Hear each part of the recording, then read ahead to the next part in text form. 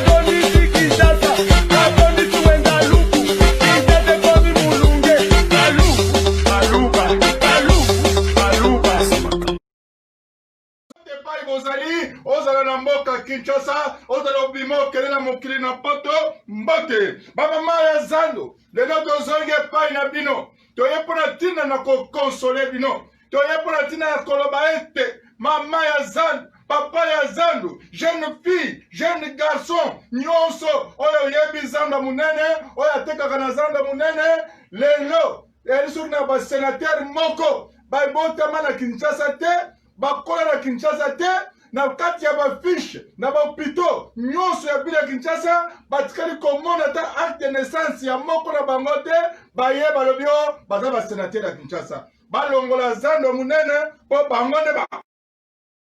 nalobi bakolo Kinshasa toyebi bango baumbu bateke oyo batika Zando wana ete batekaka place wana bango lelo bakomi bakolo Kinshasa balongola Zando esika ezali po baya kokende kotiango na fikine ekufa yango wana depuis bakomi na pouvoir bazali soki 22 ans de pouvoir batika jamais kobongisa na biso foire bazwi foire internationale bazwi bakati yango biteni awa batie na liboso awa batie soki supermarché ya ba indien batekelaka biso biloko cher bazoka mbongo batindaka na Inde taxe bafutaka te douane bafutaka te TVA bafutaka te entre temps biso tokosomba biloko baza kokata biso ba TVA toza kofuta ba TVA na biloko toza kosomba bango bazoza na mbongo ya leta na mbongo ya bakongolais bazotia na poche bazotinda na Inde na complicité na ba sénateur oyo yango tolobi ete lelo oyo esengeli bayebisa biso po ete ezali likambo ya mabele ezali likambo ya mabele mbotama ya Kinshasa nyonso telema po ete emoni te bapaya ntango olobi ke mboka basi bateki mboka bazali koteka esengeli totelema po torekipere mboka na biso bateki bandi kozwa sikoyo Gombe ete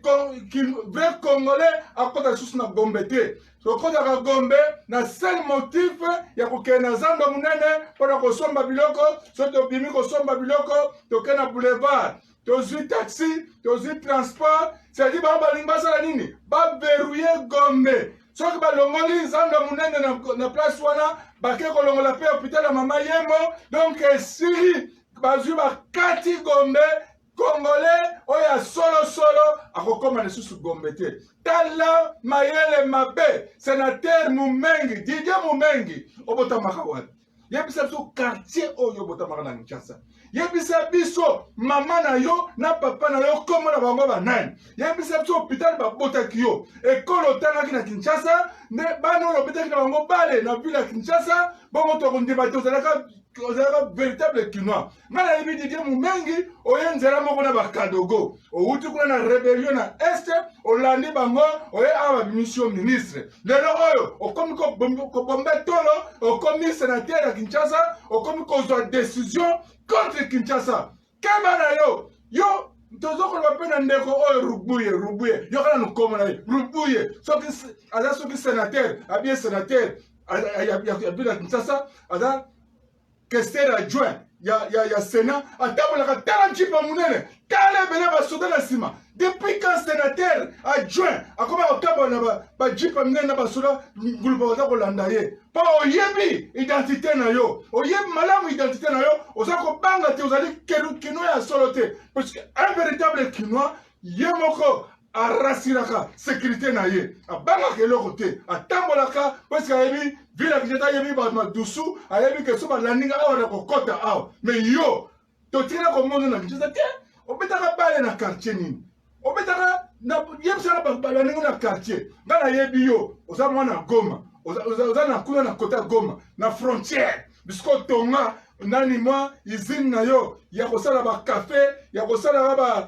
ba mai ya kosala ba jus oya salite ozopesaka ba congolais po bamela bakufaka yango wana oyelelo bosi botekele biso zandu boteki yango po bozwa botonga ba usine na bino ya lukuta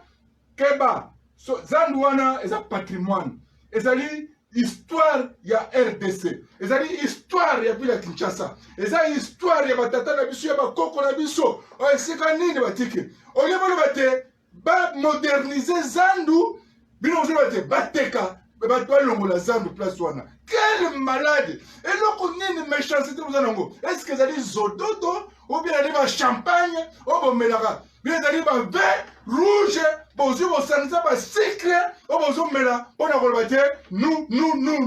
yo sénateur ya Kinshasa ya web tosala référendum totuna bana Kinshasa soki basepeli ete zandu olonga sika wana epuis non pas seulement ça bazwa zandu bakende kotia yango na fikini bongo biso fikini tokokende wana toyebaka te chaque mois de juillet bolinga te toza rendez-vous na biso na foire internationale ya Kinshasa epai nini toza na koko na biso abetelaka biso mbunda munene tokenda kobina na mbunda wana kuna epai tokenda kokutana bozwi nanu foire bino kaka baseti sénateur oyo ya bila Kinshasa soki nanu yango avotaka bino bokende kokorompre bango kuna mpo bavote bino bozwi yango boteki botie awa botie supermarché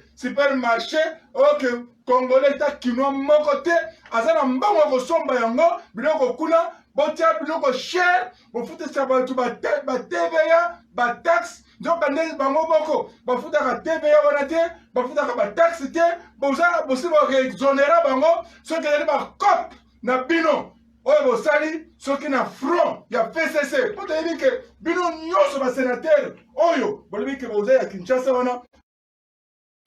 FCC wana elingo bate moto na bino ese esili moto na bino lokola esili boyeba bokanga minoko na bino sino te bokomona zandu mama ya zandu papa ya zandu telema omona muto ya koloba no telema na kiti tolingi toteka esika oyo obi omona muto ayebi tonga place wana bobuka yango renfort ekoya toyebi ke mwana mboka Félix Antoine Tshisekedi ata baza kobundisa ye mpo aza véritable kinois akoli na Kinshasa abotami na Kinshasa atangi na Kinshasa ayebi Kinshasa malamu koloba te aza mwana te aza mwana kini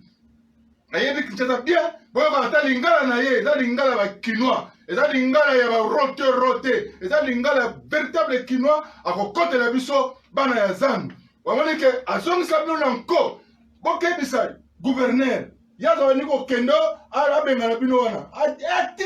atika bizaleli na ye wana soki alingi kobona malamu na Kinshasa atumbula bakinois te babomela biso foire te